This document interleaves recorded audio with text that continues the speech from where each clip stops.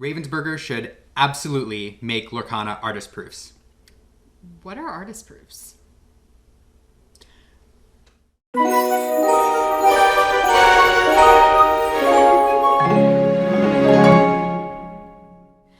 So in reality, I do know what artist proofs are. Liam has been collecting them for Magic the Gathering for a few years now. But Liam, I would love to know why you're so excited about Ravensburger potentially doing this for Lorcana.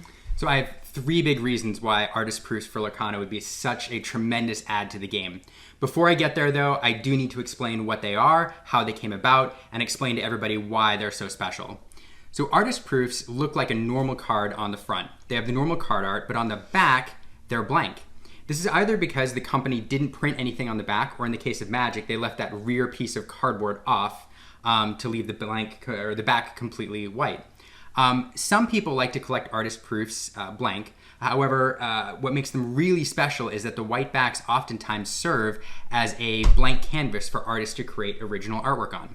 So to give you an example, I'm going to show you this card I've been waving about. This is Song of Serenity by an old Magic artist named Dietrich, who did some amazing artwork back in the 90s. And on the back, you can see a piece of original artwork that the artist has done to mirror the card art on the front. And so this is a one-of-a-kind piece of artwork on this card that people can collect, and it's a really special part of my collection. So why did Wizards of the Coast start making artist proofs? So it's a great question. Back in the 90s, when the game was first starting out, the very first art director, Jesper Myfers, had the idea to give these to some of the artists that he contracted with as a thank you from the company. He envisioned it as a way for the artists to show off their work to other people, maybe use them as business cards, use them as part of their portfolio. And it was a way that Wizards of the Coast established rapport with artists beyond just paying them for their work. The artists did different things with them. Jeff Menges actually used them as business cards. He has a stamp that he put on the back and handed them out to people, gave them away. Some artists didn't see a value in them and threw them away. Others saved them for years, and others started doing some sketches, simple sketches on the back and handing them out. Nowadays, it's very formal, and all artists receive either 50, usually, normal proofs and then 30 foil proofs, but it's a very set number, and they receive them in a set amount of time, where back in the day, it was kind of random, and the artists would get just whatever they had printed for those cards. Sometimes hundreds, sometimes less. Interesting. Learn something new every day for me. Yeah. So is Magic the only game that actually has these, or do other games do this as well? No, Magic is not the only game that does them. They're the ones that started it, but even back in the 90s, there were companies doing artist proofs. Vampire, the Masquerade, I know have them. That's an old card game. More recently, the Warcraft TCG did them. Here's an example of the Red Biren with a simple sketch on the back. Oh, cool. From the Warcraft game. And then I think most recently, there's a new card game called Flesh and Blood, which came out about 3 years ago. They didn't have artist proofs in the first couple sets, but people clamored for them and made these requests, and eventually they started giving them out in the later sets. And so now you can get some wonderful sketches on the back of Flesh and Blood cards for this new game. So one thing you haven't mentioned yet are your custom sketches. I know that that's something that you really love. Is that normal for fans to ask for custom sketches, or are fans normally just getting like what the artist has online or what they have on hand? It's a great question, and it's a little bit of both. Creating a custom sketch, a fan request, sometimes takes artists more time. It might be outside their normal style, and so not all artists do it. It's very common for artists to just, sketch whatever they want on the back of a card, and fans can purchase them or request them from the artist by mail or something. However, sometimes if the artist has some extra time, you can ask for something custom and they'll do it, whether it's Pokemon or Disney or anything you want. Some people do pictures of their pets on the back, and so there's a mix. To show you some examples, this right here is a misbind click by an artist from France named Maria Abignel, who's done just a couple Magic cards. Mm-hmm. And on the back, there's a custom sketch that she did, completely artist choice. Yeah, I love this card. I specifically love, honestly, the front of the card with the foil. It's so gorgeous. And I love how the art style is so similar. It's unique, and you can tell that it's the same artist that did both. Well, what's neat about this one, too, is if you saw this sketch somewhere online, you would know exactly what artist it is, because her style is so unique and the color she uses is so vibrant that any artist-proof picture that you saw like this, you'd know who it was. So that was an artist choice. This next set is a customer request done by an artist named Andrew Robinson. This was the result of many emails back and forth between us. He initially did a portrait of a character called Nissa for me, and I loved it so much, we talked and came up with this idea. It's a set of 5 planeswalkers we're going to show on the screen. And this was a series that he did, 1 planeswalker for each color, and I think they're just absolutely wonderful. Yeah, one of my favorite Lilianas you have is this one. Yeah, this is great. Okay, back to the question at hand. Why do you think Ravensburger should do artist proofs for Lorcana? I'm going to give you 3 big reasons why. Number 1, I cannot explain how much artist proofs enrich a gaming community.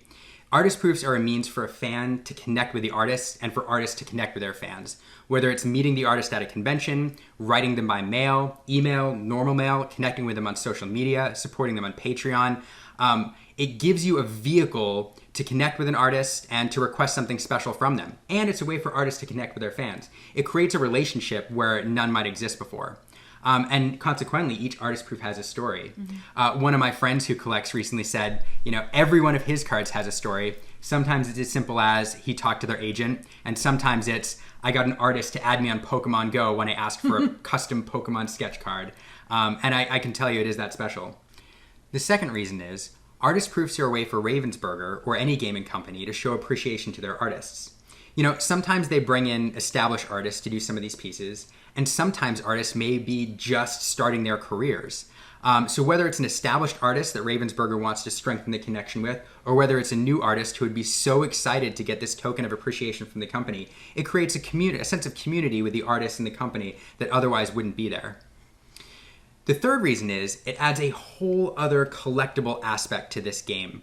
I guarantee you there will be Disney fans and collectors who collect artist proofs who otherwise wouldn't be players or otherwise wouldn't be collectors. I know several people who do nothing but collect proofs and custom art. And I have to say, you've seen other, let's say, sports card companies or card game companies do something similar to this with like signature cards or sketch cards that you can pull from packs. It's not the same. Pulling a card with a sketch on it from a pack is so much different than writing an artist a letter and having them do something custom for you that's made for you that they've sent to your mailbox. It's very exciting. Yeah, absolutely. I know how excited you get every time that we get an artist proof in the mail, and I know you have a community that's been built around this, that all of y'all can share the different proofs that you have throughout the year. It's really cool to see.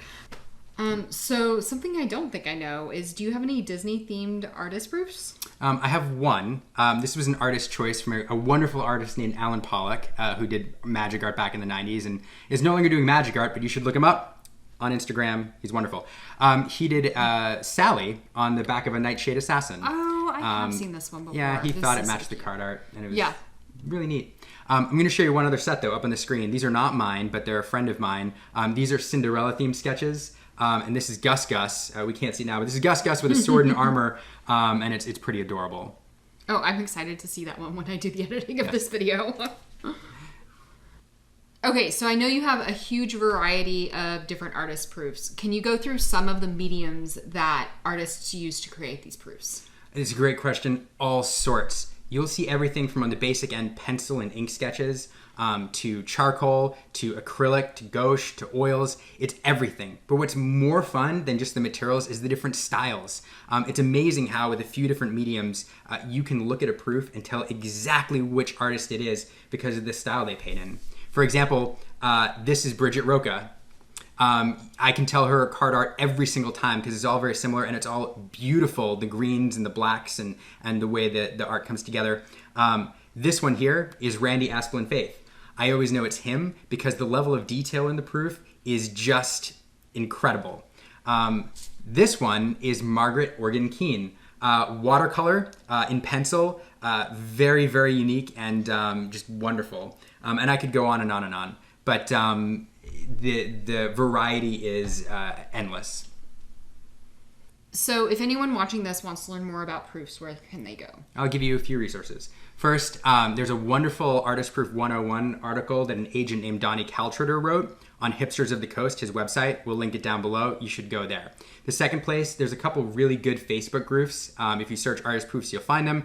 It's a marketplace and a great community. You should go there. And number three, if you're into Discord, there's a Discord server all about Artist Proofs. It's a wonderful community. You should go there.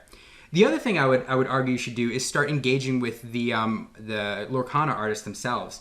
We know about 5 who've done the cards, the preview cards.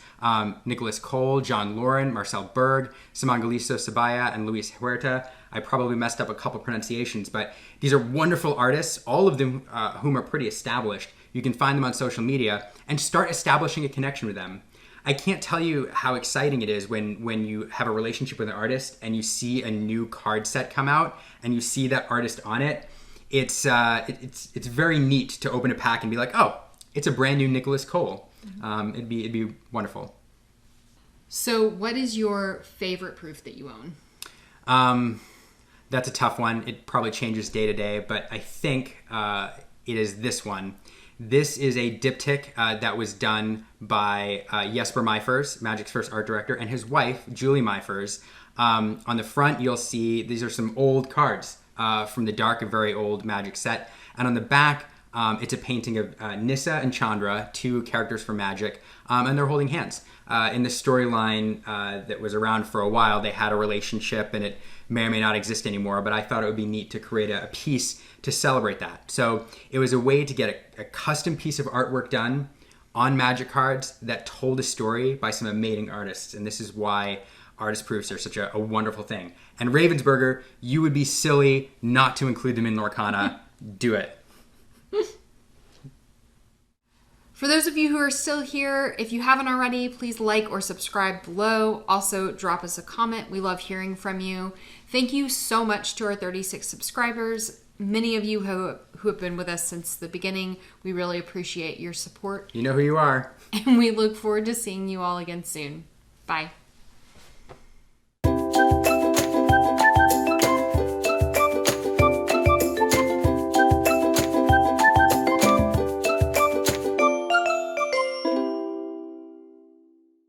This didn't fit in the video, but while doing my research, I came across this story and I thought it was adorable and I loved it and I had to share it.